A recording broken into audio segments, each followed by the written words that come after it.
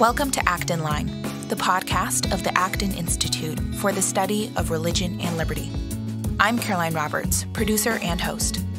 Today, I'm excited to bring you a conversation about the current state of our institutions, why our trust in them is falling, and what we can do to restore that trust.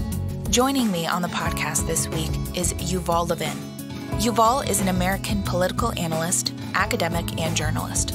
He's the founding editor of National Affairs and the director of Social, Cultural, and Constitutional Studies at the American Enterprise Institute. In this episode, he comes onto the show to discuss his newest book, called A Time to Build, From Family and Community to Congress and the Campus, How Recommitting to Our Institutions Can Revive the American Dream. In the show notes for the podcast this week, I have included a link to buy the book, as well as some good book reviews and a few other interviews that Yuval has appeared in to discuss his book. And you can check that out at blog.acton.org. That's blog.acton, acton.org.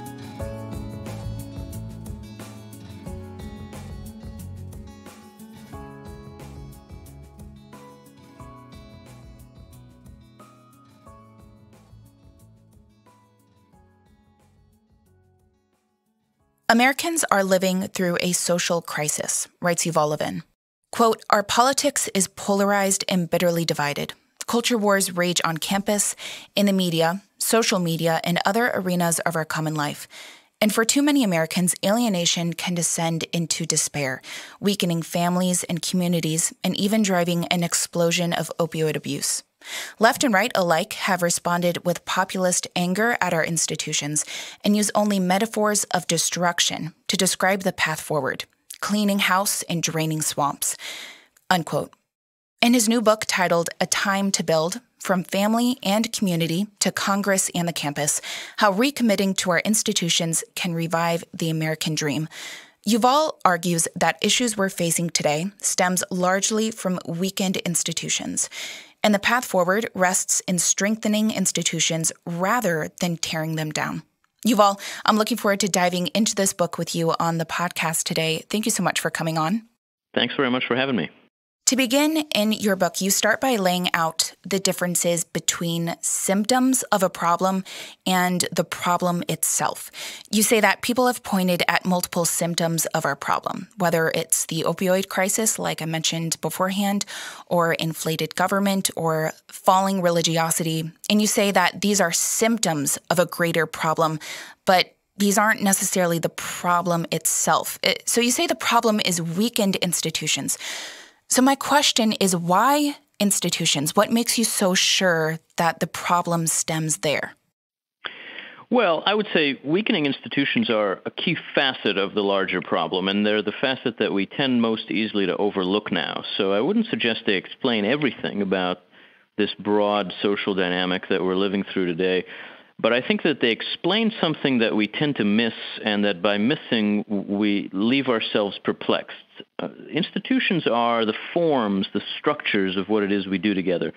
When we don't see them, we have a tendency to think of American life as just one big open space that's filled with individuals who are having trouble connecting. And so we need to build bridges, and we need to break down walls and cast unifying visions.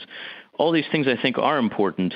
But when we don't see that we only really live our social lives through forms and structures that give us roles, that give us relations to one another, that allow each of us to understand our place and what we might do, then we fail to see really why it is that our society now seems to be experiencing a sense of dissolution and collapse in so many different ways.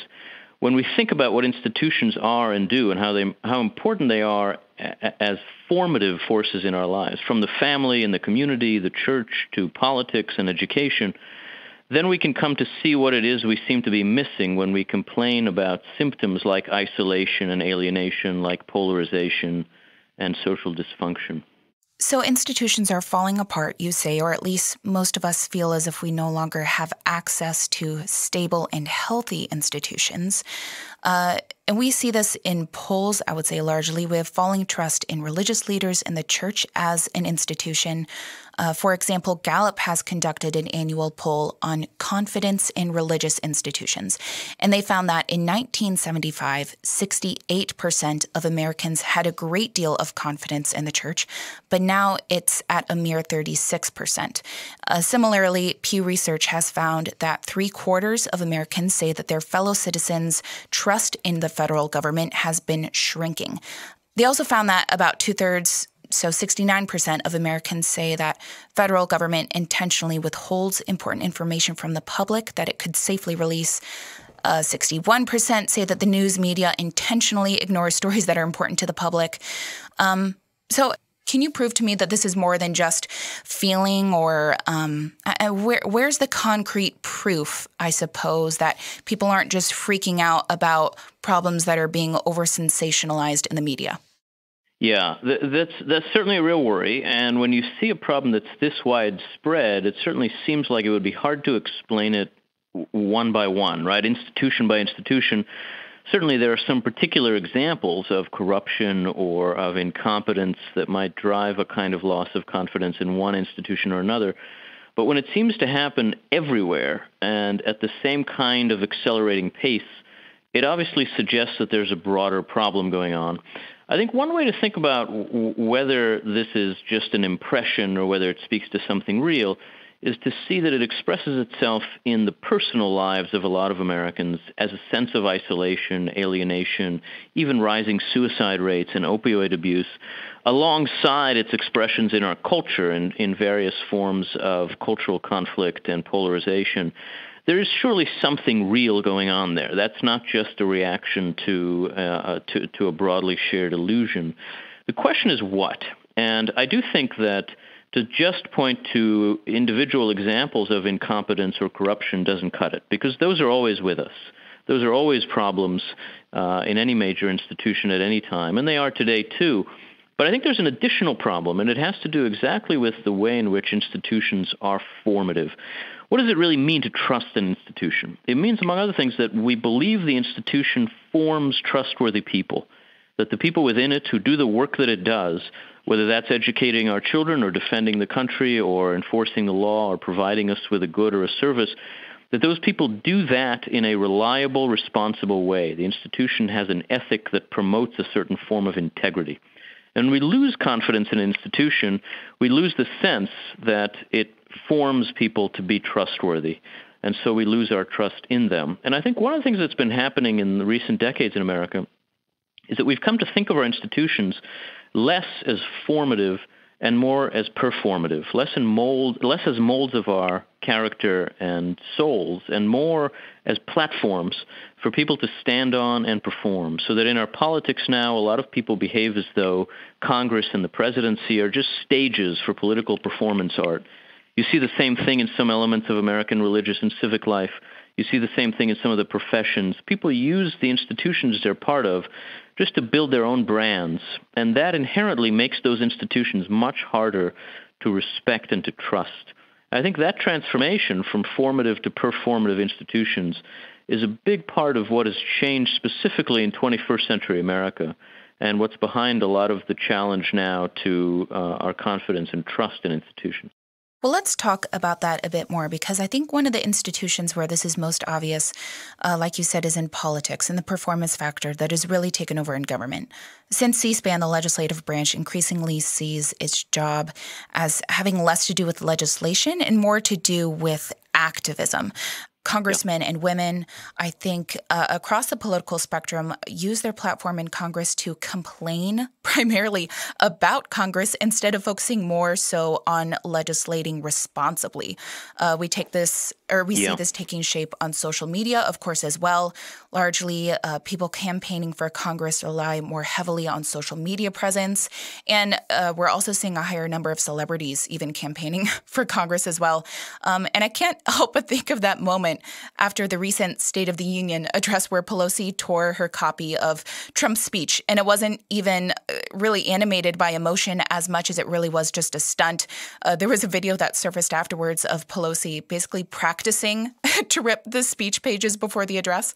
So I think, it's easy for us to understand perhaps why performance has infected Congress. But on the Yeah. flip side, it's arguable that having the curtain drawn back to reveal political processes has helped or could help curb corruption and also help politicians remain accountable. So what would you say to that? Yeah, I think there's a balance to be struck. There's a balance to strike here between transparency and effectiveness. And you need some transparency in any major institution. Otherwise, it easily can become corrupt, especially a public institution. But an institution also needs an inner life, a place where it actually does its work. And I think that's especially true in Congress, which fundamentally its work is the work of bargaining and compromise and accommodation. And there's just no such thing as bargaining in public. So that if Congress loses all of its deliberative spaces and they all become instead performative spaces, as they increasingly have, then we shouldn't be surprised that all that's really left for members to do is put on a kind of theatrical performance for their most devoted voters who just want to see them express frustration with the things those voters are frustrated about too. If you go now to a congressional hearing, what you find is a lot of individual members basically producing YouTube clips to use later in campaigning. You don't find them working together on an issue. You don't find them talking to each other very much. And ultimately, Congress requires them to engage with each other. It needs to have some kind of inner life. And so what you see in Congress, which is, I think, a more exaggerated form of what we're seeing in a lot of our institutions, is that as the institution becomes completely transparent, it also becomes completely performative. And the sense that its members have of what they're supposed to do has much more to do with being seen and heard from the outside than with acting inside. And, rather than pursue a microphone to get power and advance social change, they now pursue power to get a microphone and talk about social change. And that the difference between the two is a big difference. Now, you also said in your answer there that, of course, Congress represents a more exaggerated form of using institutions primarily as a performance, a mode of performance, rather than for self-formation. So this desire primarily to use institutions as this, you say, has not only affected Congress, though, but also other institutions. Can you give me an example of how this has affected other institutions, maybe in the family or even the church?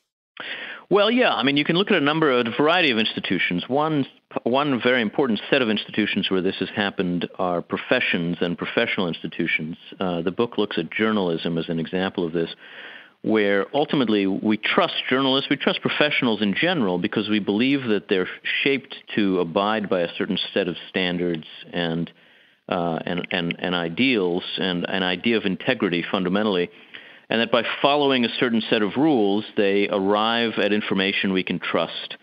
Today, you find a lot of political reporters taking themselves out of that process, out of the institutions they're part of, and placing themselves individually on a platform on social media or on cable news, building their own brand, their own following, but in a way that blurs the line between their professional work product and their personal views.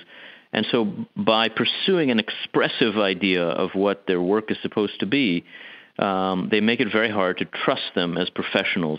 I think you find something similar happening in some respects in American civic and religious life, where institutions that are really meant to shape our souls increasingly become instead platforms for political expression, for showing the world which team we're on, what party we're part of, what faction we belong to, rather than for trying to appeal to people on moral terms and trying to improve people. You find something like this happening in the academy, too. Once you see the pattern, it's very powerfully evident how this is transforming a lot of institutions across the range of American life. And it's an enormous problem to anyone who thinks that trust in institutions matters. Now let's touch a little bit more on that institution of religion. I couldn't write this full outline of this conversation without predictably including some reference to Alexandre de Tocqueville in our conversation. So let's touch on that a bit. Tocqueville was a Frenchman who made several trips to America during 1831 and 1832. And during that time, he was doing research on the American experiment and observing our way of life and the principles of its founding. During those trips, he focused a lot on how institutions strengthen our country. I'm summarizing quite a bit here, but essentially he came to believe that religion and the church played the most important role in our institutional life. Why did he think this, and would you agree with him? Yeah, absolutely. I mean, I think Tocqueville has a lot to tell us about the nature of American institutionalism and particularly, as you say, the place of religion in American institutional life. Tocqueville took Americans to be very capable and natural institution builders, so that although our theories of ourselves tended to be very individualistic and to resist the idea of mediation, the actual practice of American life, as he saw it, was very institution-minded. And he says at one point in a letter that he wrote from America, though it's not in Democracy in America itself, that if you get three Americans together, they'll elect a treasurer. And so this instinct for institution building is just natural in us somehow. And he was especially struck, as you say, by the significance of religious institutions in helping to shape the souls and outlooks of Americans in ways that counteracted some of the worst effects of democratic life. Tocqueville is a friend of democracy, but he also sees that it has important downsides that have to be taken account of. And he thinks ultimately that by lifting our gaze up above the material and the immediate, religion can help to balance some of our worst instincts as small d Democrats. And, I think those two ideas combine in the sense that ultimately to understand our institutions as formative is to see them as giving us the shape we need to make the most of life in a free society. And Tocqueville, better than anyone, articulated what that ought to look like in a society like ours. And I think a lot of the trends we find now, a kind of deformation of American institutions, are trends that would not exactly have shocked him. They're, in a sense, an effect of the continuation of the democratization process that he talked about. But I think they would have worried him, particularly in American religious life, which he thought ought to be counter pressures, counter forces to the kinds of deformations we're seeing. So basically he saw the institution of the church as being maybe a primary institution where restraint is fostered, or at least more moral formation specifically. Yeah, and it can help to lift us out of the immediate and material concerns that tend to take over in democratic life. The worry about the least common denominator. Religion, as he put it, lifts up our heads and makes us think about the future, makes us think about the next generation, connects us to a longer-term idea of the human good. And that's just absolutely essential, particularly in a democratic society, as he understood it. That reminds me also of Acton's quote where he says that freedom is having the liberty to do what we ought. And I think that institutions, when healthy and when performing as they should, when functioning as they should, really give us the freedom to do what we ought and shape us into moral human beings. Yeah, and those kinds of institutions are so necessary in democracy because we basically have the freedom to do whatever we choose. So we're going to do what we ought to do only if we choose to do what we ought to do. And obviously that takes education, that takes formation, and that's what many of our core institutions are for. We don't start out knowing the right way, but we can be formed to discern it over time. I think this also reflects what we think about who man is. When we explore what the purpose of an institution should be, do we think that man needs formation, or do we think he needs self-expression? Yeah, exactly. I think that distinction is really at the bottom of a lot of what we think of as our culture war debates, right? The sense of whether we begin in an unformed way that requires us to be formed before we can be free, or whether we begin free, where, as Rousseau puts it, man is born free and everywhere he's in chains. What he means by the chains are the institutions of our society, and he thinks ultimately those are fundamentally oppressive, and we have to be liberated from them. The other way of thinking about it is that the institutions of our society are fundamentally formative, and we are liberated by them. I think the difference between those two views has a lot to tell us about the different factions to a lot of our cultural debates now. To close, I'm going to read a quote of yours here. You say that, quote, "The failures of our institutions have led us to demand they be uprooted or demolished, but we cannot address those failures without renewing and rebuilding those very institutions," unquote. So you make the case that we need to reform and build faith in our institutions, or build trust in them. But at the same time, you make the strong case, you convince us why our trust has fallen. Proving what we probably instinctively already knew, that many politicians care more about their publicity. Many cultural leaders, so to say, see elevating themselves as outsider activists as being more important than working responsibly within the institutions in which they're placed. Many of us have broken families or live in communities that don't easily foster interpersonal connections. So, these are things that we sometimes feel that we can't change, though. So I guess the conundrum then is, where and how can we build and strengthen our institutions when it seems like we don't necessarily have the power to change them, or we can't change them ourselves? Yeah, I think the key to that is to begin by seeing that we need to, that we can't respond to their failures by pushing them out of the way or lifting them off us as if they were just burdens, because they're not just burdens. We actually need them. We require them in order to have a free society, which means that the fact that they are failing us in some important respects means that we need to reform them and to transform them. And that has to begin by changing our own attitudes about them, and by recognizing that ultimately, in order to be responsible, we have to understand ourselves through the institutions that we're part of. And when we face a decision, we have to ask ourselves, given the roles that I have, the institutional roles I have, whether that's as a parent or as a teacher or as a member of Congress or as a president of the United States or as a worker, given the roles I have, what should I do here, is a question that we need to relearn how to ask.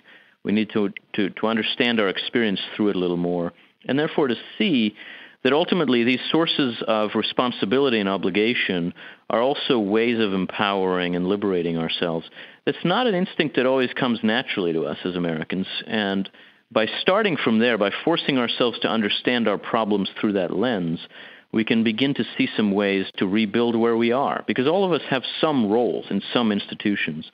And if we start by understanding that and doing a little better at making decisions through the lens of institutional responsibility, we can gradually start to build them up. It's a small start. It's a small step, but it's one that all of us can take.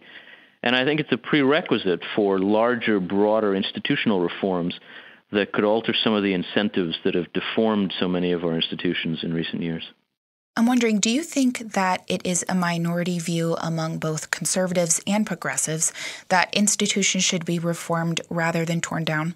Well, at this point, I guess I'd say so. I don't think you can really be a conservative if you're hostile to institutions, but Yes. There's certainly a lot of people on the American right now who are very hostile to institutions.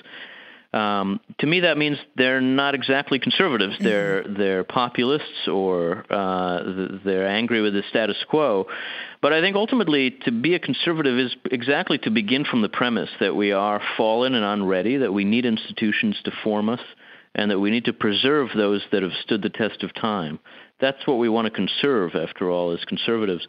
And so it worries me in particular to see a form of the American right that is as hostile to institutions as today's has become.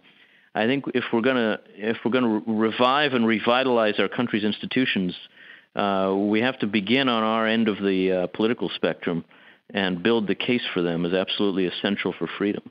An essential part of this, you say, is devotion. What exactly do you mean by that? Yeah, devotion really in this case just means understanding ourselves through them a little more, recognizing that we can do good in the world, especially by acting through them rather than around them or on top of them. It means recognizing that we can draw an ideal of integrity out of the institutions we're part of, from the family and the community and religion to our professional institutions and our political institutions. It means taking them seriously and not viewing them as outsiders, not building cynical distance between us and them, but deciding what the institutions are that matter to us in our lives and really jumping in, acting as insiders. Everybody in our society wants to be an outsider. We need people to take responsibility and understand that the function of our institutions is ultimately dependent on them, on us. Well, Yuval, thank you so much for coming on to the show today. Thank you.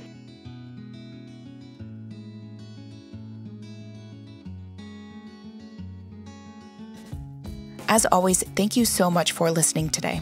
Our podcast team loves putting this show together for you every week, and it's so encouraging to hear back from our listeners.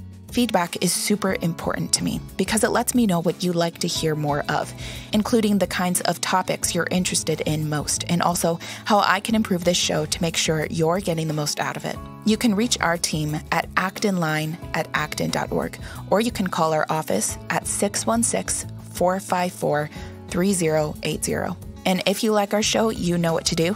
Leave us those ratings and reviews on the Apple Podcast app and subscribe. Acton Line is on YouTube, Google Play, Stitcher, or wherever you listen.